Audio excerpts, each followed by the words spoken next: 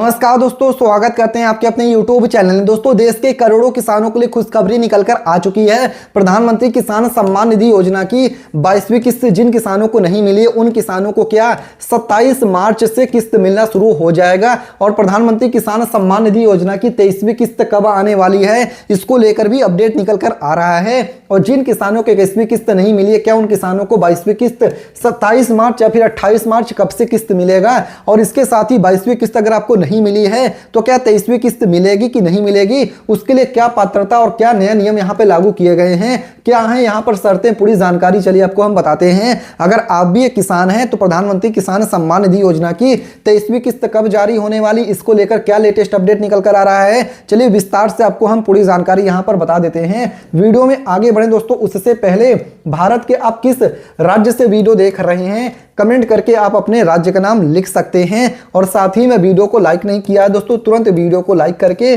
Channel को subscribe करके bell notification on कर सकते हैं, क्योंकि रोजाना यहां पर प्रधानमंत्री किसान सम्मान निधि योजना और आम जनता के लिए जो भी न्यूज खबर समाचार अपडेट होता है, इस चैनल पे अपडेट हम करते रहते हैं। तो आइए बताते हैं कब आएगी पीएम किसान सम्मान निधि योजना की 23वीं किस्त, जाने यहां पर स्कीम और यहां पर पात्रता और शर्तें। चलिए आपको विस्तार से हम बताते हैं पीएम किसान योजना की यहां पर 23वीं किस्त कब आने वाली, इसके साथ ही जिन किसानों को 22वीं किस्त नहीं मिली है, क्या 27 यहां पर मार्च से उनको किस्त मिलना शुरू हो जाएगा, क्या लेटेस्ट अपडेट निकल कर आ रहा है, चलिए विस्तार से बताते हैं।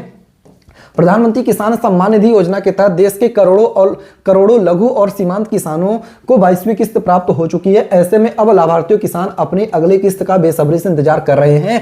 बता दें आपको कि केंद्र सरकार द्वारा संचालित इस योजना के मुख्य उद्देश्य किसानों को आर्थिक संबल प्रदान करना, जिसके तहत पात्र किसानों को सालाना 6,000 रुपए की वित्तीय सहायता 3 समान किस्तों में उनके बैंक खातों में भेजी जाती है।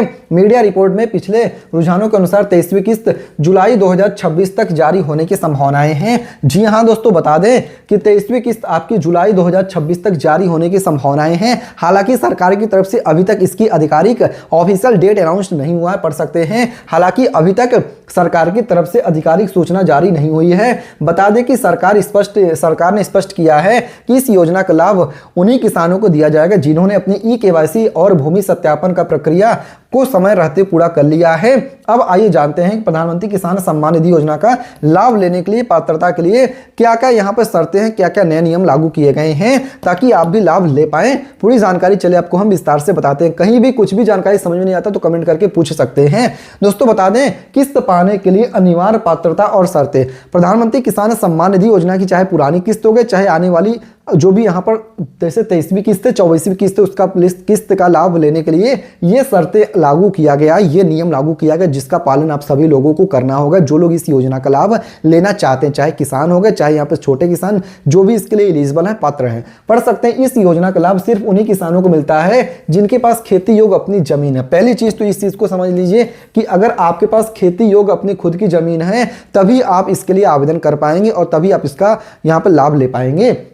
संस्थागत भूमि धारक, इसके साथ ही बता दें कि सार्वजनिक पदों पर यहाँ पर आसीन व्यक्ति और सरकारी कर्मचारियों इस योजना के लिए पात्र नहीं। यानी अगर आप सरकारी कर्मचारी हैं या फिर आप किसी पद पे हैं तो आपको लाभ इसका नहीं मिलेगा। आप यहाँ पर एक देखिए बेरोजगार होने चाहिए और साथ ही में एक किसान होने चाहिए, तभी आप इस योजना का लाभ ले पाएंगे, जो कि यहाँ पर शर्तें हैं। इसके साथ ही और क्या बताया गया है आइए बताते हैं आपको कि अगर कोई किसान 10,000 रुपए से अधिक मासिक पेंशन प्राप्त करता है या पिछले मूल्यांकन वर्ष में आयकर भुगतान किया है तो वह भी इस योजना का लाभ नहीं उठा सकते हैं। यानी कि अगर आपने इनकम टैक्स भरा है या फिर 10,000 रुपए से अधिक आपको पेंशन मिलता है तो आपको लाभ यहां पर नहीं मिलेगा, इस चीज को भी समझिएगा।